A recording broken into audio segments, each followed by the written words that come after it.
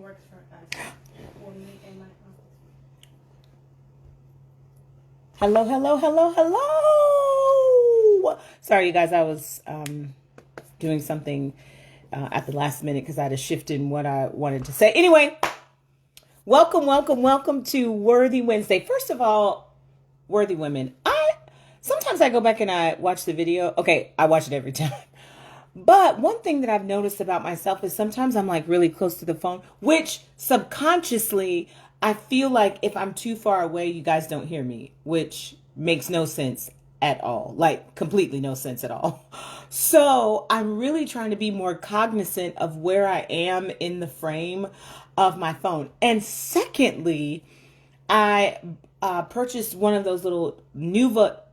What is it called? Like a ring that has a light and you put your phone inside and all that stuff. And so I purchased one of those. Okay, but last Wednesday I broke it. I was moving it over and I touched the top of the lamp that has the ring and it broke. Like Loki, I almost started crying. Like seriously. So anyway, that was very disheartening for me. And like, I'm still not over that. So I'm going to have to figure out how I'm going to get that fixed. I'm going to have to ask somebody, can they fix it? And finally, I can't believe that today is Worthy Wednesday. I mean, I got up saying it was Worthy Wednesday, but then I realized that I had made a post, but I forgot to schedule it. And I was like, what kind of group leader am I that I didn't even post to remind everybody that it was Worthy Wednesday? But anyway, welcome to Worthy Wednesday. So y'all, last week, let me see how many Wednesdays we had been, because low key, I cannot believe it. First of all, today is March 31st, 2021. Today is the last day of March. Tomorrow is April Fool's. And this weekend is Easter, and I cannot believe it. We are about to enter the 4th month of 2021. I am really thankful that the world is experiencing some sense of normalcy, not just for work, not just for health concerns, but for the sake of family. I think one of the most important lessons from the pandemic is how important family needs to be. I know that there are a lot of people that maybe, we might not have the best relationship with our family, our parents, our siblings, cousins. We might not even have the best relationship in our more nuclear family, our husband and wife, our children, if you have bonus children and you're a bonus parent. But I hope that people took away from this time how important relationships are. And I understand that sometimes not every relationship will be reconciled, and that's okay. But I do believe it is so important to honor your mother and your father and honor those that are in your family while you have the opportunity, and realize that certain things that you get upset with and arguments that you create or you didn't create, you've just been keeping them going for generations, are not worth time, because time is promised to no one. It's absolutely promised to no one. And I often think about my own life, more specifically because my baby graduated in 2020, and it wasn't the ceremony that I had planned for her. It wasn't. The party was, though, because I still had the party, but it was not the ceremony that I planned for her. But I also didn't plan to be able to spend the last 45 days of her senior year with her.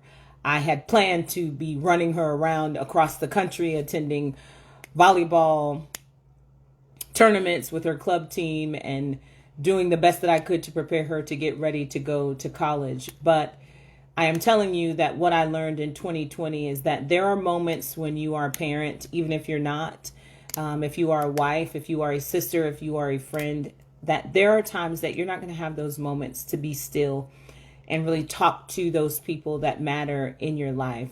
And I am so thankful for that slowdown for me. I have cherished every memory that I made with Gianna during that time. Every time we sang loud in the kitchen, every time she said, "Mom, are you cooking because I'm hungry?" Every time we got to talk about what was happening as she was transitioning from high school to college.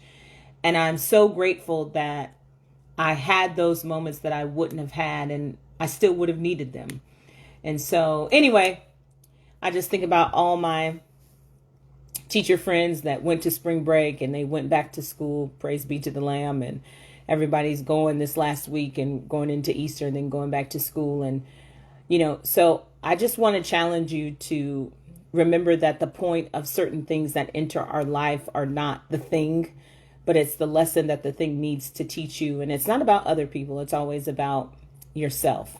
And that is what I have learned about the pandemic. And I realized how many people didn't get to say, I'm sorry. Say, will you please forgive me? Say, I love you one more time. And I always think to myself that death for sure is certain.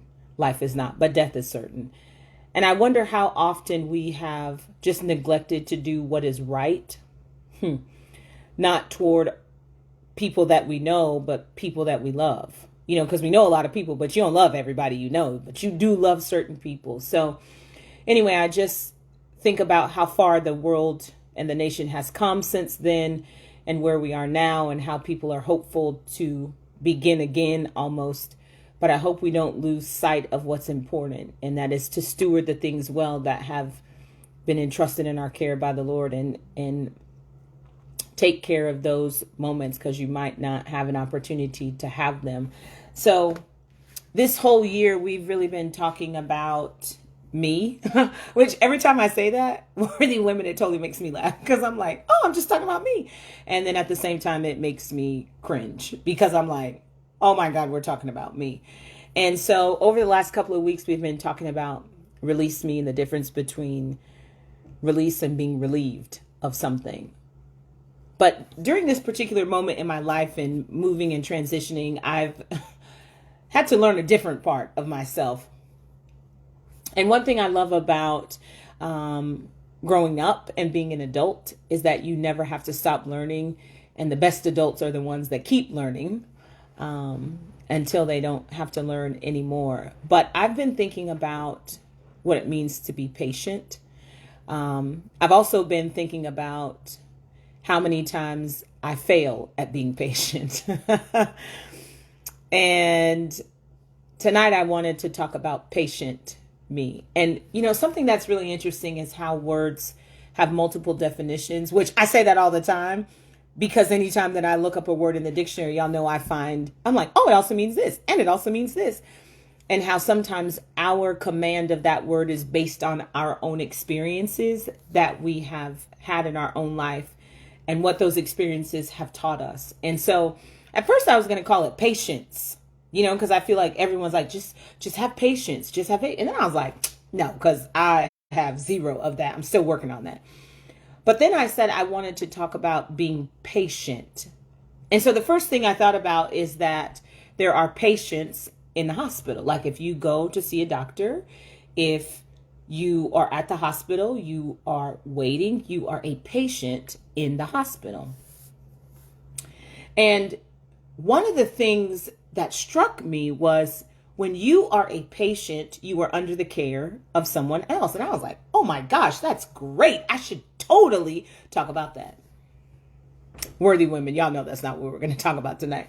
So I actually had Gianna go to the dictionary today because I had changed my mind several times throughout the day about what I really wanted to talk about. And so I had her go to the dictionary. I was like, can you read me the definition of this? And so here's what patient really means, which tickles me to no end. And it says, bearing pains. Okay, first of all, if the definition starts with bearing something, you already know it's going to be heavy. Okay. And then the second word is pains. What? Wait, what?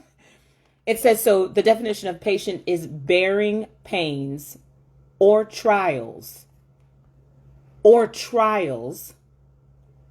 But how do you bear these pains or trials, Worthy Women? The next word in the definition shocked me. Bearing pains or trials calmly. I was like, oh, okay. And then the last part of the definition says, without complaint. All right. So if I'm being completely honest, worthy women, I really don't want to talk about this. Because how do you tell me that the definition of patient is bearing pains or trials calmly without complaint? Okay. When I go to the doctor and I am the patient of the doctor, I normally, if I am going there because I have a pain or because I'm in a trial with my physical health, I am normally not very calm. I'm a little bit rambunctious, if you want to know the truth. I'm like, excuse me. Hey, doc. So I've been having this problem and I really need you to pay attention to it because it's really driving me crazy.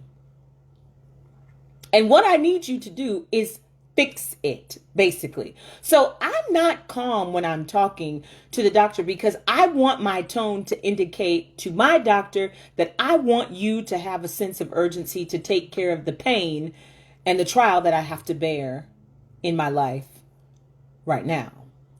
But the end of the definition says that I do those things without complaint. So I'm going to just talk about me. I'm going to just give you a real life example, actually, about me so you can understand what patient me needs to be. So, worthy women, one thing that's really important is that when we grow up, we learn the importance of being patient. We learn that sometimes you have to wait, you have to pause, you have to give time for something to occur. And that too is a part of the definition. But this is the first definition, that you learn how to bear pains. You learn how to bear trials calmly. Now, let's just be real for just a second. If something enters your life and number one, you weren't expecting it. Let's start there. Number two, the diagnosis comes and it came out of nowhere. Number three, let's pretend that the trial that comes causes so much pain that you literally would give anything to get out of it, right? But your response has to be calm. Okay, first, is that an oxymoron to anybody else besides me? Because I'm like, if I am experiencing pain or I am experiencing a trial, I can tell you right now, worthy women, that I am not calm. Okay, listen, those of you that know me know I'm already high strung and I'm pretty animated 24 hours a day, even when I sleep.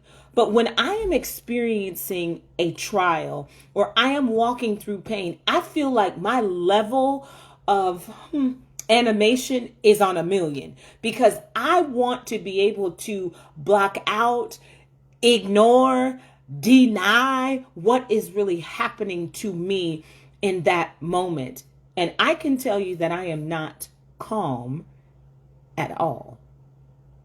And I can also tell you that I am doing it by complaining. So how do we become patient?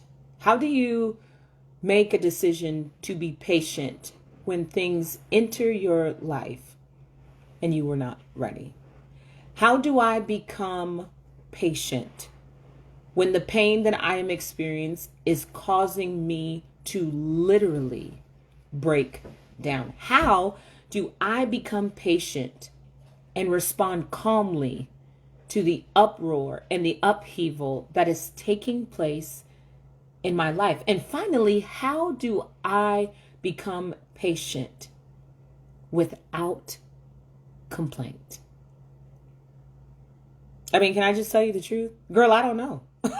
I don't know. Worthy women, listen, if I knew the answer to that, I could totally sell it and make billions of dollars to tell people how you walk through something calmly, how you walk through something without complaining. But here's the reality. That does not happen unless your heart and your mind are in agreement. Because what I believe in my head, what I believe in my heart, I come into agreement with that. That means I am in one purpose for what is happening in my life. So I want to tell you a story that explains how you can become patient me. When my sister and I were growing up, we lived on base. We actually lived on Eglin Court. So those of you who are from Alamogordo, you know where that is, on Holloman Air Force Base. Anyway, There was this little girl, I'm not going to call her name because I just don't think that's appropriate. Anyway, I'll just call her,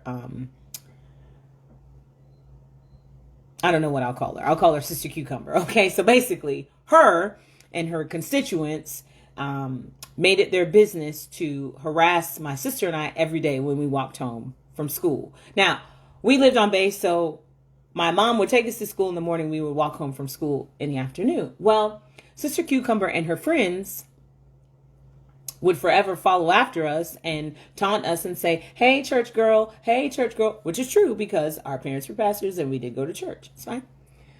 And they would make fun of us because we had to do our work and we had to get good grades, which we thought was normal, right? But for her, it was ample opportunity for her to taunt us and tease us and make fun of us. Well, I can tell you at that time I was probably fifth grade, maybe fifth or sixth grade.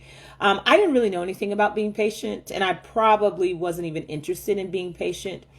But I did understand bearing the pain or the trial that was coming because she kept bothering us every day when we would walk home from school. Well, anyway, my sister and I, we told our mom that she was doing that, and it was fine. And she said, well, I don't want you guys to start a fight. So we were like, okay. She was like, you don't fight. You don't start fights. That's not what we do. Blah, blah, blah, blah, blah. Okay, mom, whatever.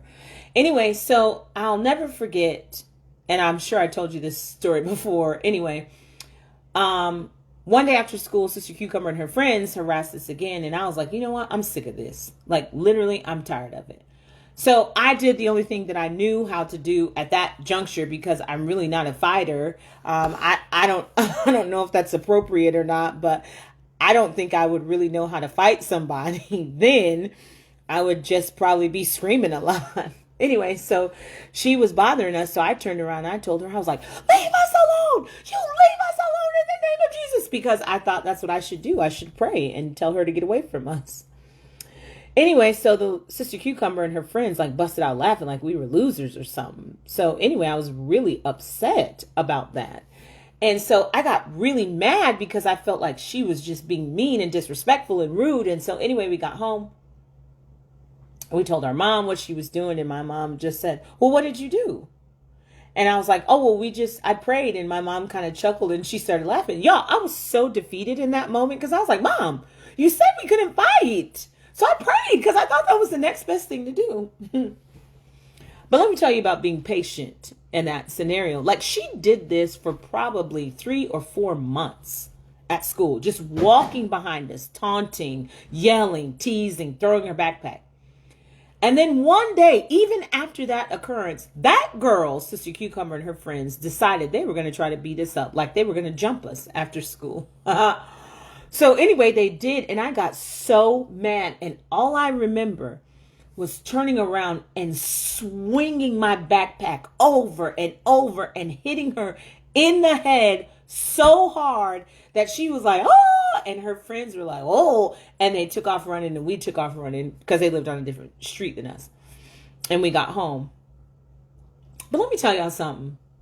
I did not endure, nor did I bear that pain or that trial calmly. And I certainly did not bear it or endure that trial without complaint. Because I was complaining the whole time. Every day, Mom, she's bothering us. Mom, she's talking about us. Mom, she said she don't like our clothes. Mom, so-and-so, so-and-so, so-and-so, so-and-so. Anyway, but I didn't understand then what I understand now about that situation. When you are talking about being patient, you're really not talking about the circumstance. You're talking about you. And by this, I mean, I'm talking about me. So here's what I learned during that part of my life today, because I learned it today. The entire time that she had been harassing us, 3 to 4 months, I was bearing that pain or that trial calmly. Like I wasn't doing anything about it. I was just looking at it. I was just walking through it. I was just thinking to myself, why won't she leave me alone? Like she should just stop bothering us. And I didn't complain about it because I thought the best thing to do would be to just grin and bear it. Y'all know how people say that. We just grin and bear it and move on. But when all of that comes to a head, which is exactly what happens in your real life, because I realized that today, There comes a time that something that you have bore, some pain, some trial that you have calmly walked through without complaining, calmly walked through by keeping your heart and your head in alignment and in agreement with making sure I'm speaking the right things and saying the right things and doing the right things. There comes a time where there is an apex, right? So in English, we reach the apex or the climax of the story, where that is where everything gets revealed. Who was the bad guy? What were they looking for? Who got hurt? Who were the other characters? Who was the secret person that told, and all of this thing? You reach the climax of something. The climax is where everything explodes and everything is revealed in that moment. So, patient me, up until the day of the climax, thought that everything was going well.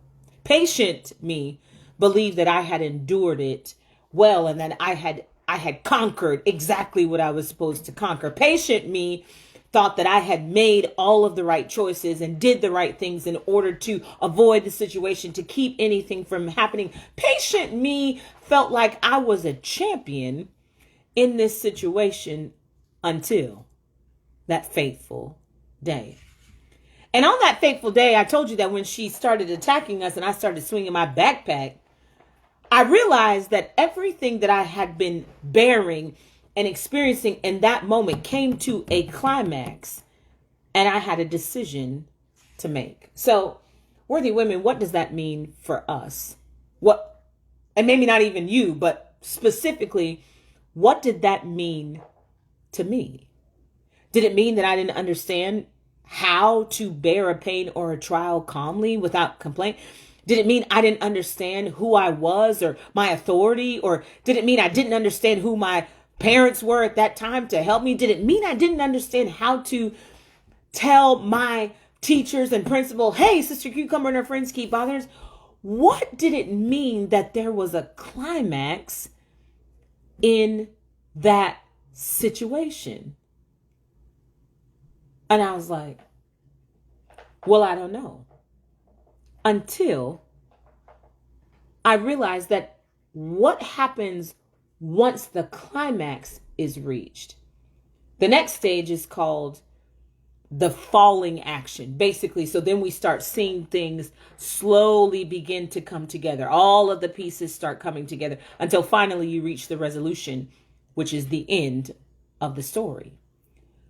So I realized that while I had said to myself, I was patient while this was happening, we were really working our way up to the climax, which was the day that she decided she would try to fight my sister and I. And then after that was the falling action, where other things began to fall into place. And we were able to, not that year, obviously, and not even the second year, but before she and her family were moved, they moved because of the military, we were able to kind of resolve that particular conflict. So I said to myself, am I not being patient? If a climax hits and everything hits the fan and I feel like there is no way on this earth I'm going to be able to stand. There's no way that I'm going to be able to make it through this. There's no way that there's going to be a change in this situation. There's no way that my children are going to get back on track. There's no way that this relationship can be restored or saved. What do I do when patient me hits the climax? When everything that I thought I was handling calmly and without complaint explodes? What do I do when I believe that I have been bearing these pains and these trials exactly the way the Lord would ask me to, and then the climax, where it takes all of me to absorb what's happening, when everything seems like in that particular situation gets revealed, and what I thought I knew I didn't know, and what I did know I didn't know at all. What happens to patient me? Worthy women, I have really learned today. I'm today years old when I realized that being patient me is not about the trial. It is not even about the pain. It's not about the people that are involved in that trial or pain. Patient me is about me. It's about me understanding and recognizing, number one, that pain comes. See, I think sometimes, worthy women, we forget that as long as you are alive on this side of the earth, you will experience pain, whether it's physical, whether it's mental, whether it's spiritual, whether it's emotional. There will be pain in your life. You know how people say when you go to the gym, that's a good pain because you're getting those muscles that have literally been stiff for months or years. You're getting them back into the way that they were designed to act and function, and you feel pain, but it's a good kind because you recognize, if I'm patient, this pain will turn into pleasure. This pain will turn into me being more flexible, my body being stronger, my mind being stronger. But I wonder what happens when the pain doesn't turn into good. What happens when the pain that you're bearing just gets heavier, just gets longer, just gets deeper, and you still have to find a way not to complain. And you also have to find a way to be calm. Because let's just be honest, worthy women, those are really the spaces that we live in. And maybe not you, but me specifically. I don't really have a problem enduring something where the pain is good. And it's inconvenient at the moment, but I know what it's going to produce in the end. I really have a problem. Thank God this is about me and not y'all. But I really have a problem enduring pain. And after I believe that I've been in that particular trial long enough, the pain continues. The trial continues. And I am at a crossroad. And I don't know how many of you worthy women have ever found yourself at a crossroad where you have to make a decision about being patient. And while you're standing there at the crossroad, there's only really one way to go.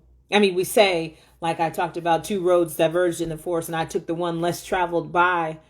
But honestly, worthy women, when you are experiencing a pain or a trial and you've been calm for such a long time and you've not complained for such a long time, but that particular thing reaches its climax and everything explodes, everything comes undone, you now stand at the crossroad for you. And you stand there making a decision as to whether or not you are going to continue to be patient. And that is what I learned today. See, back then with Sister Cucumber and her friends, I didn't know that I was being patient. I didn't even know that that was such a thing. I mean, I knew the word, but I didn't apply it to my life. But today I could apply it to my life and say, isn't it funny, Carrie, that you were patient in all of that teasing and all of that taunting and all of that bullying and all of that harassing? You remained calm without even thinking about it. You didn't complain that she was bothering you. You just would tell her, leave us alone, leave us alone. We're not even bothering you. Leave us alone. But only when I got to the crossroad, that crossroad of when she decided she was going to try to fight us, I had to make a decision then. Was I going to continue to be patient? Or was I going to fight? Well, y'all know what happened because I told you I started swinging my backpack because I didn't know what else to do. But I recognized that I hadn't made a decision not to be patient. I had made a decision to continue to fight, to remain patient. Worthy women, if you are walking through something right now in your life and that thing hits the climax where everything explodes. The money isn't there. The car breaks down. The husband acts crazy, or you, the wife, acts crazy. The kids fall out of love. The mother and the daughter argue. The mother and the son argue. If you are in a phase or a trial in your life and all of a sudden that thing explodes and brings the pain that you thought there is no way that I will, number one, be able to handle this calmly And certainly number two, without complaint. You can remember that being patient, the very first word in the definition is bearing. That means, and I'm using my hand as an example, when you put something in your hand, the weight of that thing, it bears to your hand. That means your hand holds it. Your hand assumes the responsibility of the weight of the object that you put in your hand. So when I was swinging my backpack at Sister Cucumber, I recognized that I had bore the weight of that pain and that trial for so long that I needed to shift where I placed being patient. I don't know if you've ever had to realign, if you've ever had to redefine, if you've ever had to start over.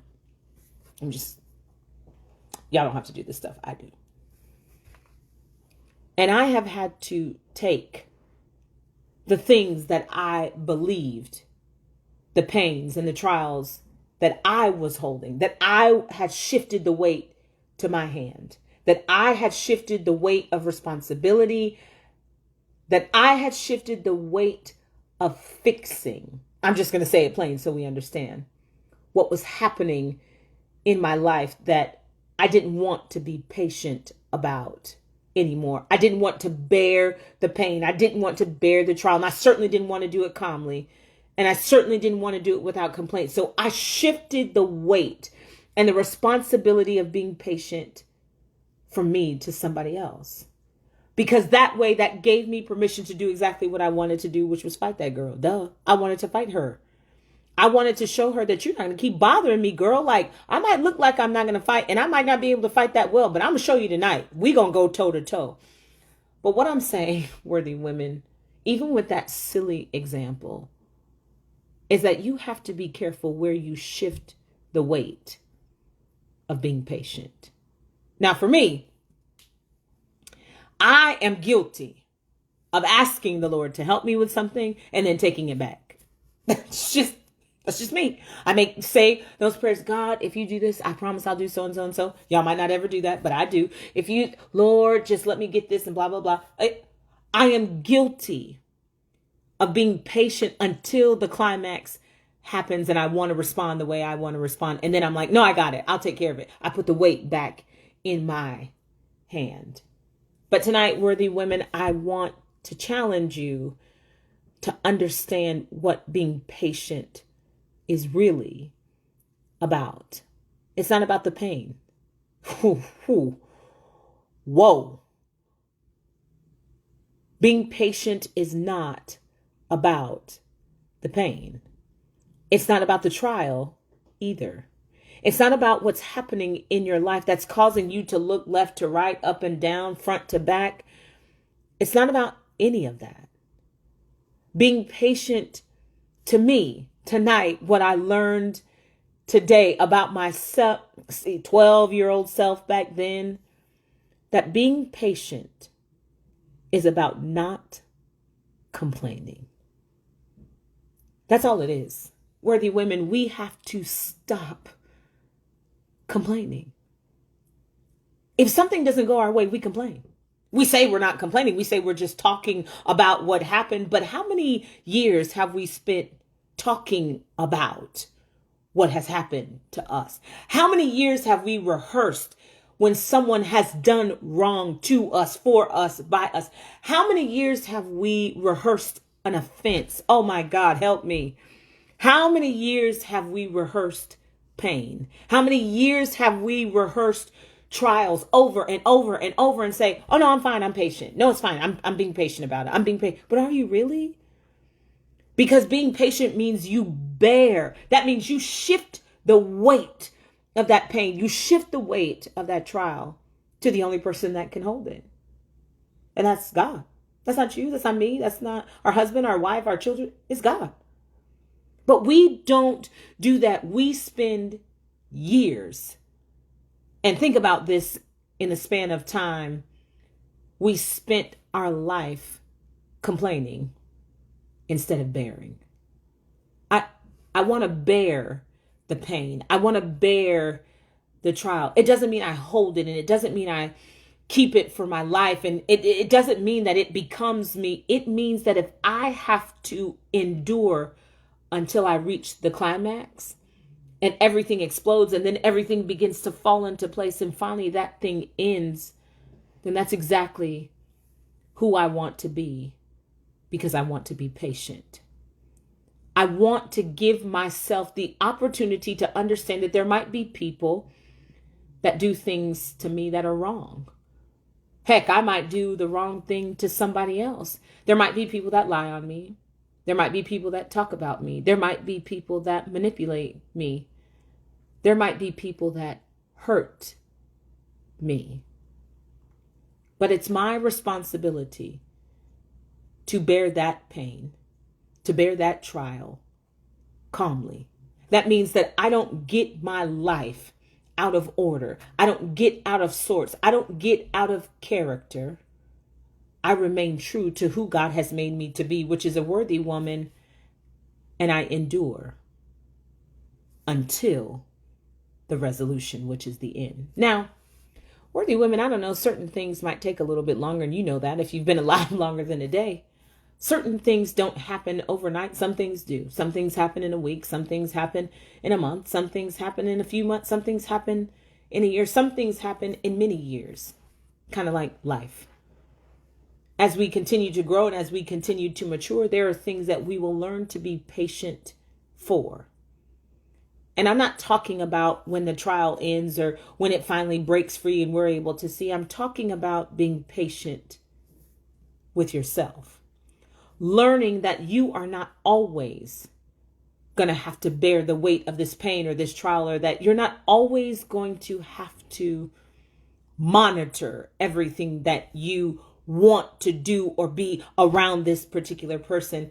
You understand that I am being patient because I know the end is coming. So I challenge you tonight, worthy women. Let's practice being patient, shall we? Because I don't want to spend the rest of my life rehearsing every pain and every trial that's ever entered. And I've never taken a moment to rejoice for all the things that came to an end. I love y'all so much, and I'll see you next Wednesday.